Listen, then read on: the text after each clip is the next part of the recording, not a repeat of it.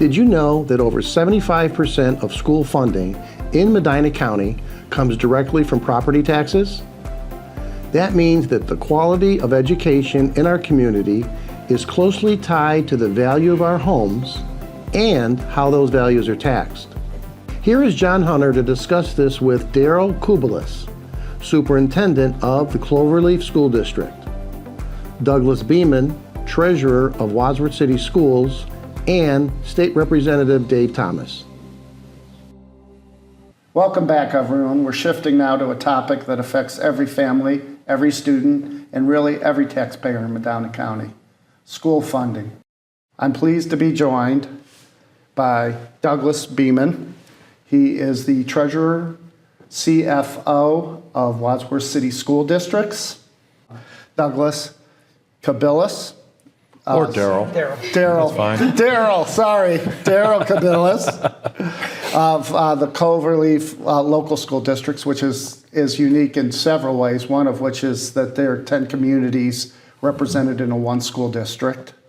Thank you for being here. And then we're also joined by State Representative Dave Thomas from District 65. Thank you for your time.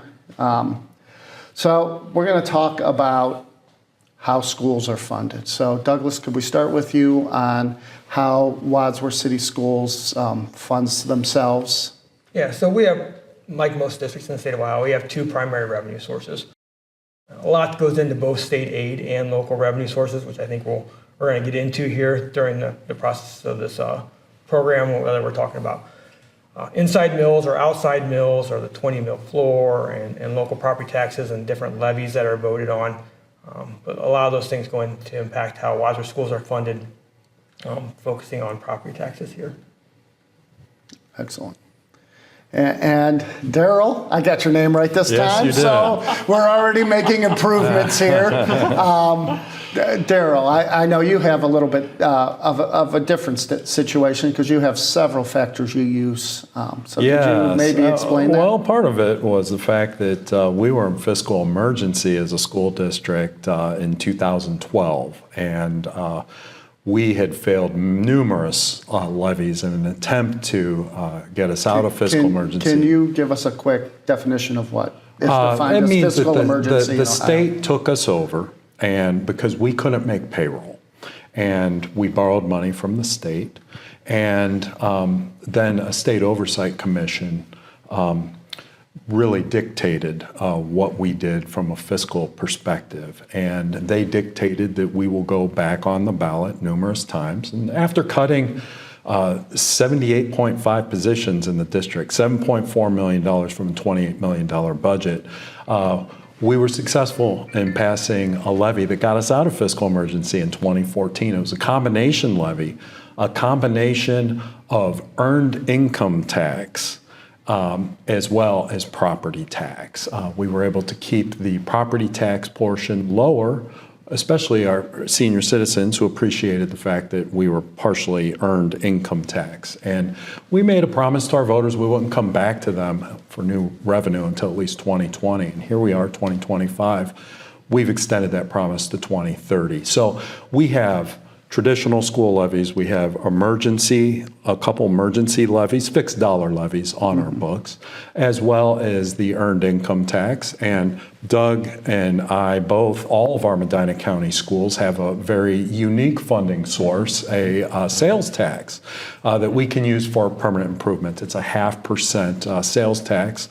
We're the only county in the state of Ohio that has that. We leveraged all the proceeds from that to construct a new elementary school back in 2012. We retired 300 years worth of buildings to build that. So we're grateful for that. And I should also mention that we're beneficiaries of the Nexus pipeline. And we are leveraging all the proceeds from that right now for our new combined 6 through 12 school that just opened this past year. Yes. So you essentially have been able to build a brand new facility for your students to be able to be educated in. All of our facilities, pre-K through 12, have been constructed without a bond issue to our taxpayers, and we're very grateful for that opportunity to be able to do that. Let's talk about how the state funds schools. So there are two portions primarily, one being the school funding outside of property tax and the property tax that is funded locally by your property taxes. Yeah. So right now we have what's called the Fair School Funding Plan. It was a bipartisan initiative that started a number of years ago. That's being discussed right now, whether that will continue into the future budgets. But the Fair School Funding Plan was really a systematic approach to look at what does it cost to educate a student, not only in Ohio, but in each specific district. So prior to the Fair School Funding Plan, every school received a base cost number that was the same in every district. So every district will, let's say, receive $6,000 per kid, times some local capacity that we'll get into in the future. Under the Fair School Funding Plan, it looks at, based on your enrollment and where your kids are educated at what grade level, everybody's funding per student is different. So we receive a different dollar amount than Cloverleaf, Medina, Brunswick, what have you. And it really looks at, it builds it up based on number of teachers that you need to educate a kindergartner versus number of teachers you need to educate a kid in a career tech environment versus number of teachers that you need to educate a kid in middle school. And then all the peripheral support that goes with it, whether it's textbooks, instructional, technology, support services. Again, it really builds up what it costs to educate a student in the state of Ohio. That number then is taken times the number of students that you have enrolled in your district times some local capacity. So what is local capacity? Local capacity is basically a measurement of wealth. How wealthy is your district compared to other districts in the state of Ohio, and how much of that, let's just say it's $8,000 number that you get per kid, should be considered your local responsibility, and how much of that should be the state's responsibility. So nobody gets, when I say nobody, no school district, gets the full amount of their base cost, how much it costs to educate a student in the state of Ohio. They get some portion of that based on their wealth. A wealthier district will get less of that. And when I mean say wealthy, I mean a district that has the ability to generate money locally through property tax levies or whatever, through assessed valuation that we're going to talk about. A poor district is going to get more of that number. Does that take into account the income value of residents within that district also? So it's 60% of it is based on your property values, and then 40% of it is based on two different factors related to income of residents. So it is a measure of overall wealth based on, well, income of residents and property values of the school district. And then you receive a portion of that. So in Wadsworth, we receive less than half of that number. So if our local capacity, our base cost is, we'll say $8,000, we're going to get about a little bit less than $4,000 per student times the number of students that we have to educate in the Wadsworth City Schools. Yeah, and I want to emphasize something you said. As I've been traveling around the state, I bring up Medina quite a bit because you guys do it really well in terms of diversifying that local revenue. So, property tax is the predominant way that we fund our local schools, but especially here, you guys use really all different sources. So it's not just on the property owner, that homeowner, that's chipping in for the schools. It's your sales tax folks that are visiting, it's your pipeline people, it's your workers who are contributing through income tax, and then also your property owners too. Mm-hmm. So lots of different ways that we can kind of fund our schools, and your county has done a tremendous job at kind of taking a step back and seeing how can we try to rebalance and not just have it on the property side with the local piece. I should clarify for some of the other school districts that aren't here that the pipeline doesn't benefit everyone in Medina County. It's just those school districts that it runs through. Going through it. And we're fortunate that we have a transfer station in our district, but your point is well taken. I think it's also important to point out, as Doug said, he talked about local capacity. And when you're talking about state revenue versus local revenue, it is a balance. And what the state does, as Doug astutely pointed out, is that the more revenue a local community is able to generate, the less state revenue that they will qualify for.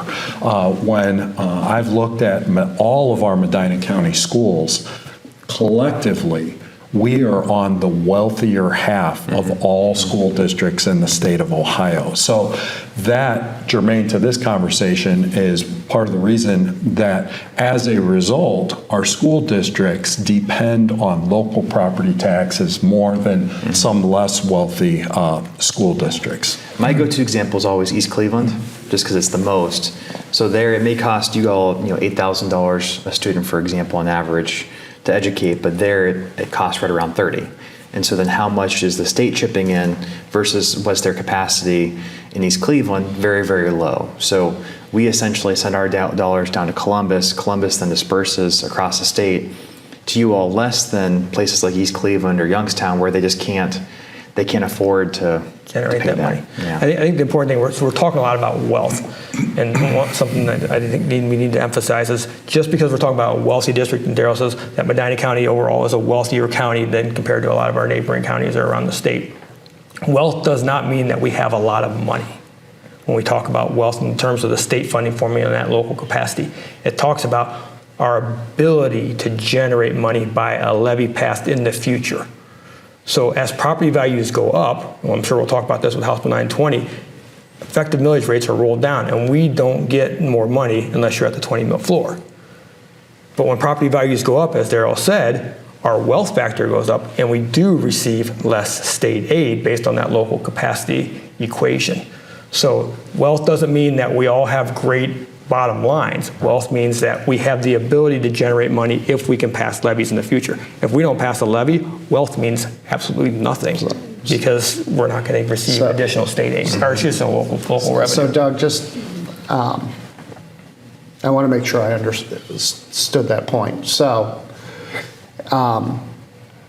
because you are above the 20 mil floor, your revenues from those levies are flatlined. So essentially, so you receive the same dollars. So on any voted levy, because of House Bill 920 passed back in 1976, as property values go up, our effective millage rate is going to be rolled down, so we in essence receive the same amount of money as when that levy was passed. The only thing we have growth in a district like Wadsworth, who's not at the 20 mil floor, is on inside mills. So we have inside mills which are in the Constitution; those grow. So for us, that's 5.1 mils. But all the levies that have been voted over time, and we've passed a series of levies over time, those will not grow as property values grow. The effective millage rate will be rolled back. I'm going to put you on the spot for a second. Do you know what your actual millage rate is versus what your effective is, roughly? I think our voted millage rate is around 70 mils for operating, not looking at bond issues. Our effective millage rate is 28. Okay. So that means our voters have approved 70-some mils of levies over the period of time since 1976 when House Bill 920 went into effect.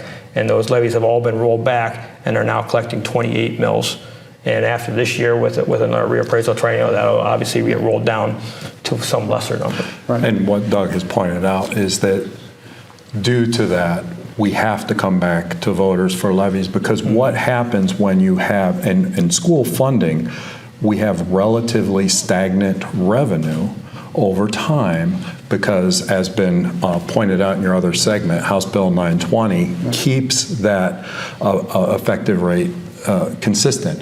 So when inflation happens, how do you generate more revenue? Well, you either generate revenue through levies or you make cuts through services to kids. Those are really the two options that you have. And you're unique, Daryl, in a certain aspect. As part of the auditor's office, we certify the levies before they go on, and through our budget commission. And Dave, maybe you could talk a little bit about budget commission and some of the reforms there in a second. But you've done something interesting for your taxpayers as far as your rates. You voluntarily reduce them. Yeah. Well, what we have found is at the last triennial update, we are a 20 mil floor district. And as a result, we did receive an increase in revenue due to the 20 mil floor. So we realized that our goal with our taxpayers was to get to at least 2030 without a new levy. And we could do that even if our taxpayers renewed some of these levies, this was our fourth reduction. If they would renew the levy, we would actually reduce our collection of it. And so we've been doing that, trying to let our taxpayers know, hey, we realize property taxes, property values are increasing, and I think that we as school districts understand that there has to be something that happens with regard to that.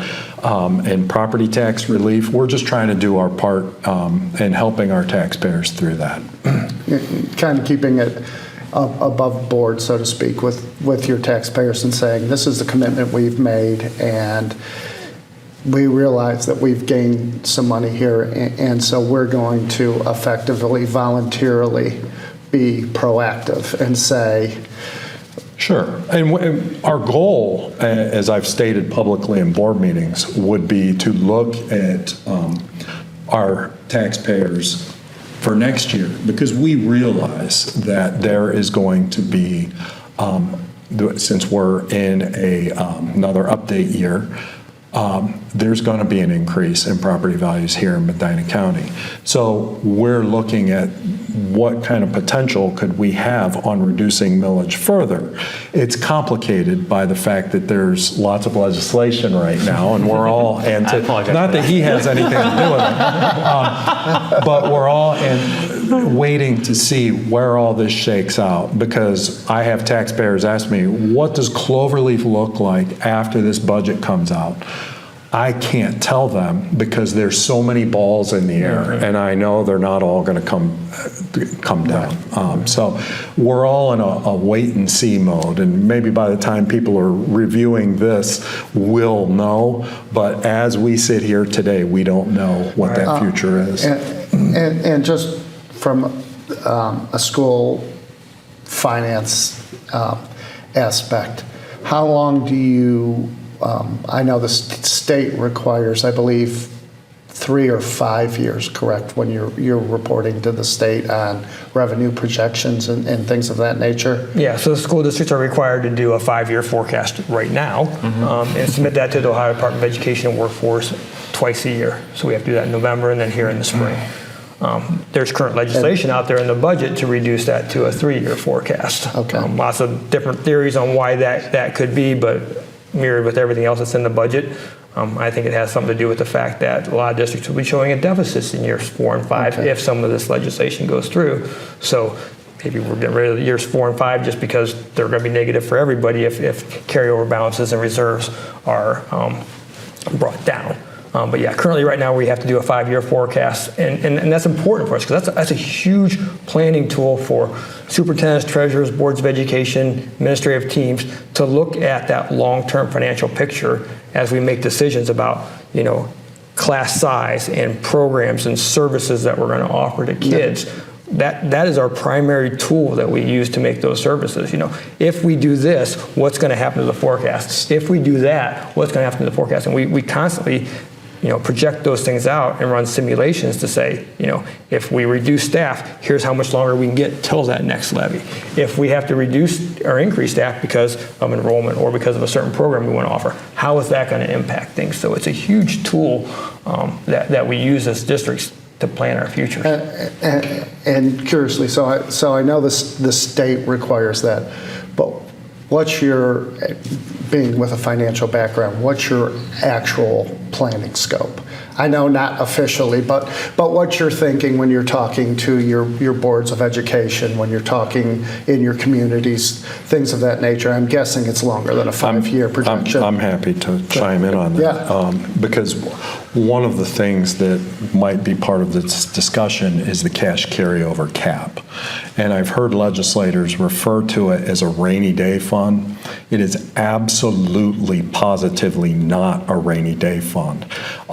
The carryover that we have as school districts on a yearly basis is part of the funding mechanism that we use. So when we have a 5-year forecast, we are watching that cash carryover because part of a levy cycle is that you naturally have to spend more money than you're bringing in because our as I previously stated, our revenue is relatively stagnant. So over time, as inflation happens, you have to spend more money than you're bringing in. Deficit spending, it's part of a levy cycle.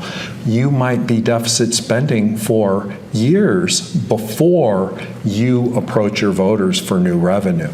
I know in Cloverleaf it was very difficult to get a levy passed until we were successful on the one that got us out of fiscal emergency. That commitment to our taxpayers, stay off the ballot long term, really rings well in the Cloverleaf community, and they've responded to that. They've approved our renewal levies, I think partially as a result of that trust that we've built. So we can tell them we're going to get to 2030 without needing to come back to you. The way we're going to do that is through our cash carryover balance. Right now, our balance is over the 30% or 50% threshold that the legislature is trying to establish. The problem with having a limit on that threshold is that it's going to force school districts back on the ballot earlier and earlier. It could be every couple years from the projections that I've just looked at. If we're unable to carry over those funds year after year. And so this is all part of the bigger political discussion, obviously, but there's major implications to school districts. And this is, in Medina County, every district's been on the ballot. Levy fatigue is real. And then when we have such cash carryover limitations, it's only going to increase that in the future, and that's what I'm worried about for our school districts. And I think that on top of that, we're talking about this legislation out there in property tax reform, and I think something needs to happen with property tax reform. But the thing is to have legislation that impacts everybody when everybody's story is different. So Daryl talked about his district. My district is much different because we are on the back end of a levy cycle. So he talked about building up those reserves and then spending those down. So my district passed a levy in 2011 and one in 2021. We are now deficit spending. We're on the back side of that 5 to 6 year levy cycle. So we are spending down those reserves. So our reserves are not above that 30% threshold. But it doesn't mean that that's not important, because at some point in the future, when we do pass a levy, we'll be above it, and then we'll write it back down and spend down those reserves. So it's important to be able to manage that as a district locally, because I believe if we have reserves that are limited to 30 or 50%, instead of, in our case, being on the ballot every 4, 5, 6 years for 5, 6, 7 mil levies, we'll be on the ballot every year for 1 and 2 mil levies, because we won't be able to build up those reserves and spend them down. So to Daryl's point, back to voter fatigue, because if I go back to my community every year and ask for a levy, they're not going to remember that I was asking for 1 and 2 mil levies versus 5 and 6 mil levies. They're just going to be like, you're back again. And what are you doing? Why do you have to be back on the ballot? And it'll be because of things that are outside of our control that we have to live within. And by no means is it just a school issue. So it's a local government issue, it's a service issue, it's parks, it's libraries. So I don't want to give the misrepresentation that property tax reform is just about schools. But schools are a key part of it. So I thought, Representative Thomas, Dave, you want to talk a little bit about what's going on at the state? So what you guys do is exactly what I tell voters to do, is essentially talk with your local entities, and not just schools, but your county commissioners, your township folks, your city people, and see then essentially, are those tax rates able to be decreased depending on where your expenses are. So you're already being proactive with kind of looking at where's our revenue coming in, what's our expenses, and can we do some decreases. So that's excellent to hear, because many across the state really haven't necessarily been thinking of it in that sense. Some of them can't, depending on where their expenses are and what that looks like. But we're essentially trying to target pretty much the number one issue that folks call our offices on. Property taxes has essentially risen to pretty much the top across the state. And that's a number of factors, really last 5 years, all of the spikes that we've seen. And it's really not, I think, the frustration from voters that they've necessarily passed more levies for that. It's more so that unvoted piece. When their tax bill goes up, but nothing they've done really has changed that. It's more, where's property values, and then why is my tax bill then going up we've seen all different types of crazy percentages. So our kind of focus, like we spoke in the first segment, is trying to separate out more of that value increase piece from when your tax bill actually goes up. So I think that will help to give a little bit more of that ease of frustration to homeowners. If they voted for a levy, they have a little bit of ownership over that's been part of their control. But over the last 6 years, with their bills going up, someone obviously has been getting that money. And so they're hearing that, we're not asking you for new money, but, I'm paying more, so where is it going? And I think that just keeps building on itself. So a lot of our kind of initiatives are trying to tamp down some of those unvoted pieces. And then, between the Budget Commission, for example, or carryover amounts or ballot language type things, trying to give a little bit more of a response to what's happened. Because I'm really worried. We have this constitutional amendment out there. We have a lot of frustration out there. People are just pretty much at their wits' end on the property side, and I don't blame some of those folks because they've not necessarily seen changes from Columbus. They've not really seen us doing too much, but they keep seeing their bill going up. So, there's a lot still up in the air, a lot still happening. This is the week before the budget. We'll see what's actually in there, but whatever does get passed in the budget can't be the only thing that we do in terms of just looking at the overall system, because it is so big and it impacts people so much. But what you guys are doing in terms of trying to diversify your revenues already, I think is very important. And it's a mindset, typically at the local level, because property taxes are the main funder. We usually go to those first in terms of raising funds or using them for services. But being able to think of those other streams just to take off that burden completely from the homeowner, I think is a really good step. So, Yeah.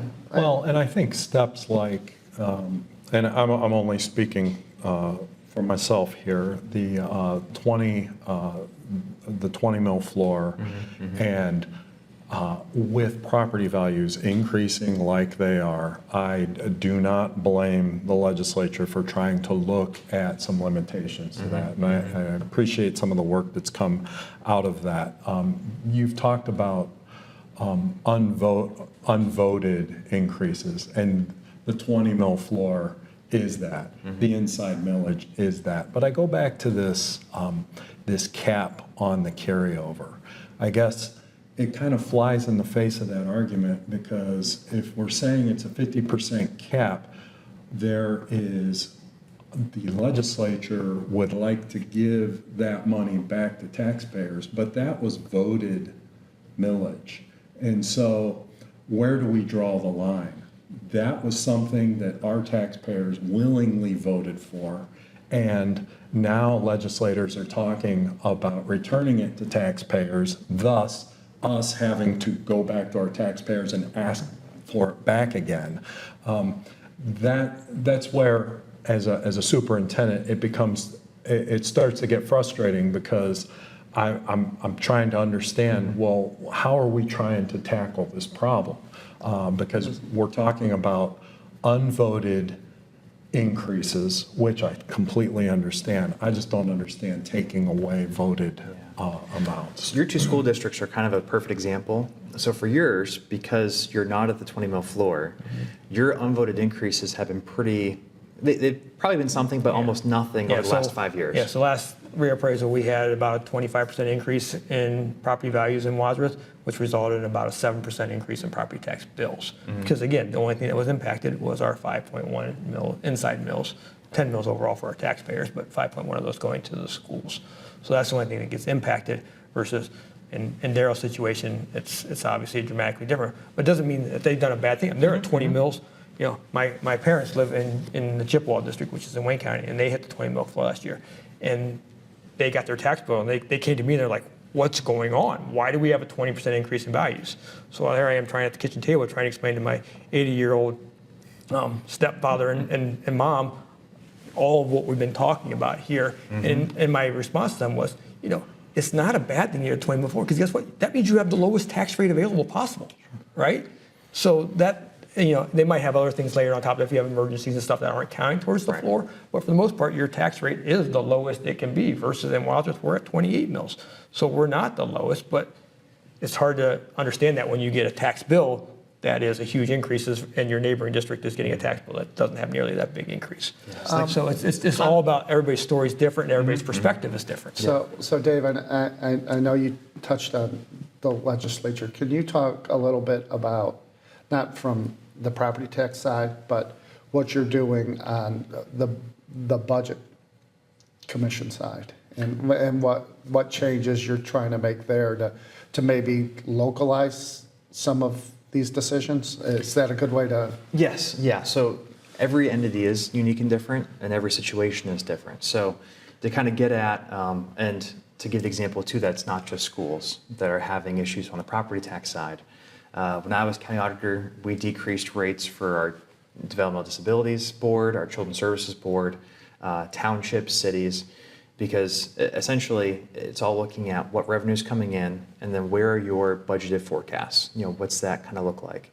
So the Budget Commission is something that's currently kind of in existence, technically. Across the state looks very different, county by county. You all are probably familiar with Geauga. They're probably one of the most extreme ones in terms of being very active, being very involved. Then just to their north is Lake County, where that thing hasn't done a change in 50 years because. And I wanted to say, to bring it back to Medina, I think both of you can attest.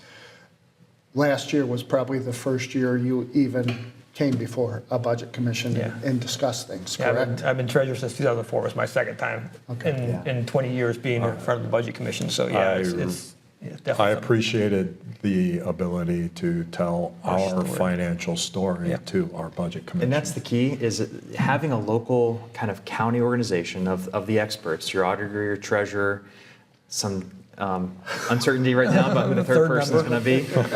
My language was not in either budget. But having that to be able to then have the conversation, look at where is your budget going, what are your voters approved.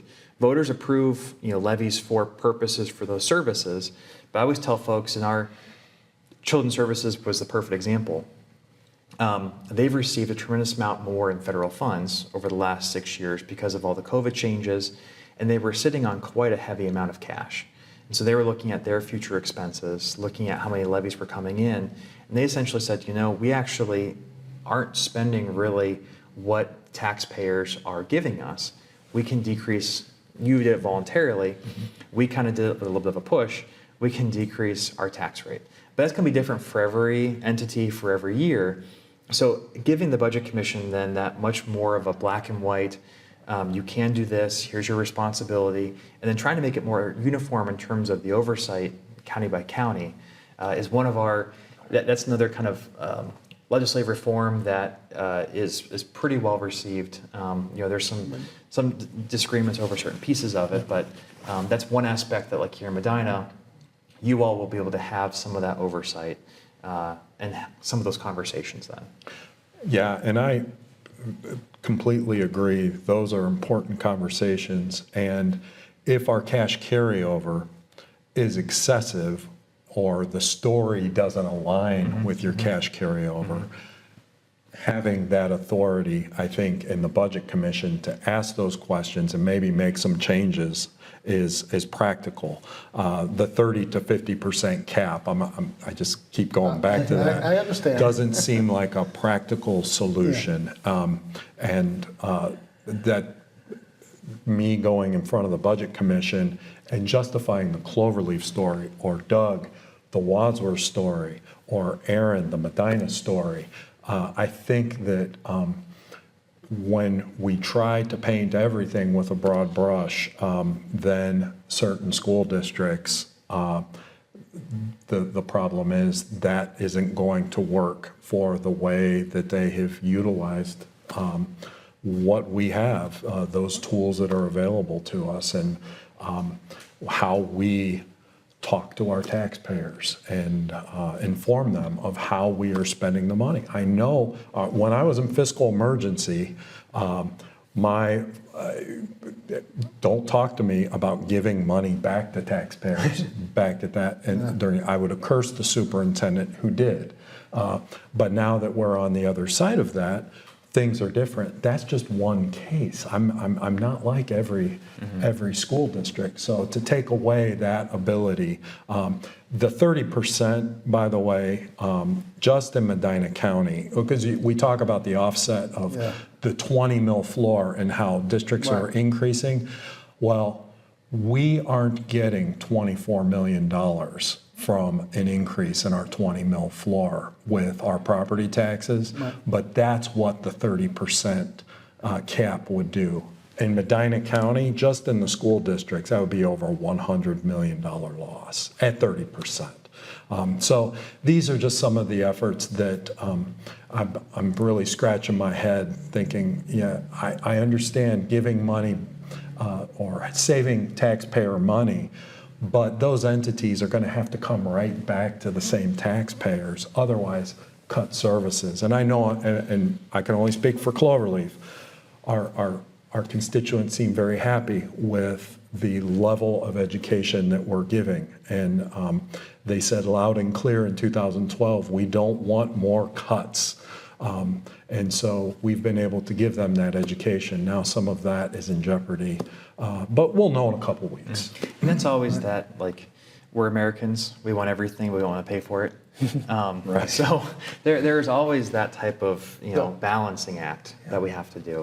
Well, I think there's, hopefully through this series, there's two misconceptions that we can get rid of or educate people with. Get rid of is, I think, a lofty goal. But one is high values are a bad thing, because high values aren't. Effective tax rates and high values are fine if you can find that balance. I think that's what you're trying to do at the legislature. The other thing is, the only thing that's being funded by my property tax is my schools. And I don't have students in a school, or I don't yet have kids, so why should I have to pay for the schools? I don't think there's a realization of police, fire, the parks they enjoy every, time they're off from work. The libraries they utilize are all part of that picture. So I think a little bit, particularly in Ohio, some of the maybe villain vibes go unfairly to, it's just schools doing this to us.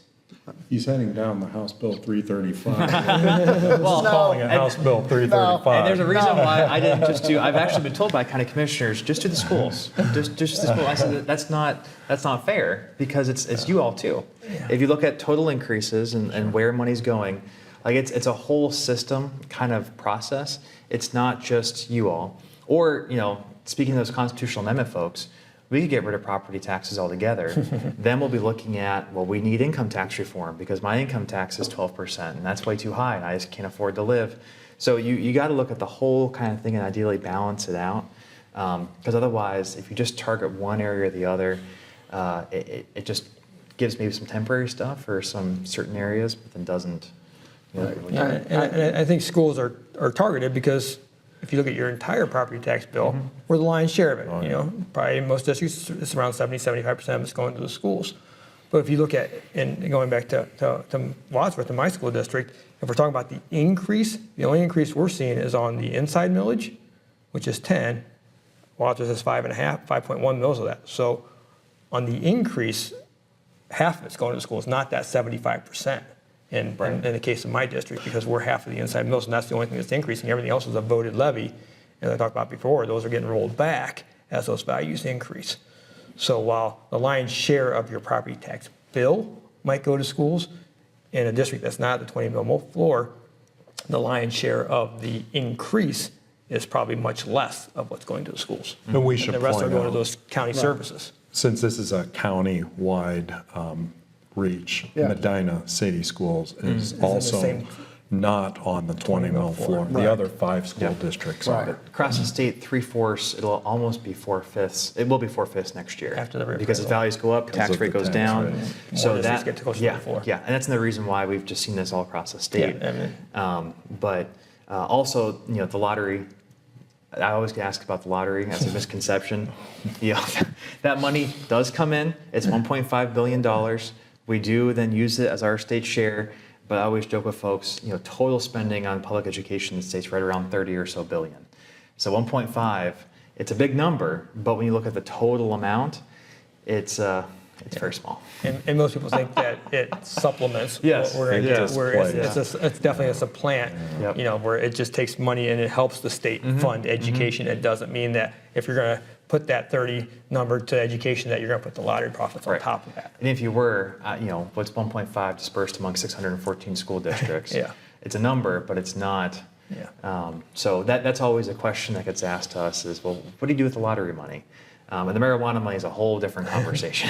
Yeah. Yeah. Well, hopefully this has shed some light on some of the situations and how schools, specifically year 2, but I think I can speak overall, having been in the budget hearings with all the schools in Medina. They all do it differently, but I have not seen a school district in Medina County that I could say is misusing funds not for educational purposes. They're all your administrative offices, quite frankly, are probably a little embarrassing given where what most people would consider should be a where the executives of the school or whatever. I like would be. my old classroom, John. So I think there's a misconception also about schools just spending it on whatever they want. And there's very different between educating kids and the infrastructure portion of it and how you have to fund that. Yeah, but to Daryl's point from earlier, the other funding source that we have is that Medina County sales tax, Right. which has been a wonderful thing for the districts in Medina County to bring revenue from not only within the county but outside the county into our school districts to do those capital improvements. Like Cloverleaf's done with their capital improvements. We built 2 elementaries, and we're funding about 20% of the current intermediate school that's under construction with proceeds from the Medina County sales tax. So that's just another great thing that our county has. that I Maybe just wanted that's to something reiterate. Medina County can take to the legislature. Well, I mean, 335. I so wish that other counties would do that. And as part of my traveling around, like I've been literally telling them, talk to Medina. What they're doing there is saving their property owners, using out-of-town folks to help pay, and it just makes sense. Yeah. Like when we had a permanent improvement levy on the books that expired the year after the sales tax was passed, and our commitment to our people was, in Wadsworth was, if the sales tax passed, we're not going to ask to renew that, and we never will again as long as the sales tax is there, because we will have adequate funds for permanent improvements, and we don't need that property tax levy anymore. Yeah, I love it.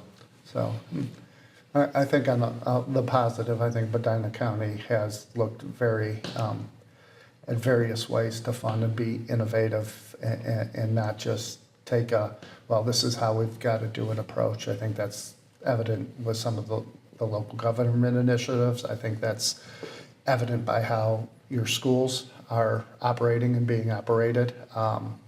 So I guess in conclusion, I just want to thank you all for being here. Dave, for your time. Daryl, got it right again this time. So good. And Doug, thank you for taking time, because I know from the perspective of when we're actually sitting down and doing this, you guys all have a bunch of work you've got to get done. So Well, and then to at the cut end of out the day, money. we've sat here, we've talked numbers, we've talked budgets. What's missing from this conversation is the fact that the reason Doug and I do what we do is not because of those numbers. It's because of kids. Right. And so at the end of the day, when we're having difficult conversations with our legislators, it's all around our focus on our kids. And I fully believe that our legislators feel that way as well. I think we just, at times, we get so caught up in the numbers that we forget the reason why we're here. I think that's well said. I think Great that conclusion. puts a nice bow on the conversation. So again, thank you very much for your time and efforts, and hopefully we'll see what comes out, and we'll figure out a solution that works best for everybody. Thank you. Thank you very much. Thank you. Thank you. Thank you for joining us for this important conversation. From legislative updates at the State House and school funding, I want to thank all of our participants, from the State House to the schoolhouse, to our own appraisal and IT teams, for sharing their insights and their commitment to serving the public. These issues impact all of us here in Medina County. As your county auditor, my goal is to keep you informed and involved. If you have any questions or concerns, our office is here to help. Please visit our website at auditor.medinacounty.gov. I'm Anthony Capretta, your Medina County Auditor. Thanks for watching.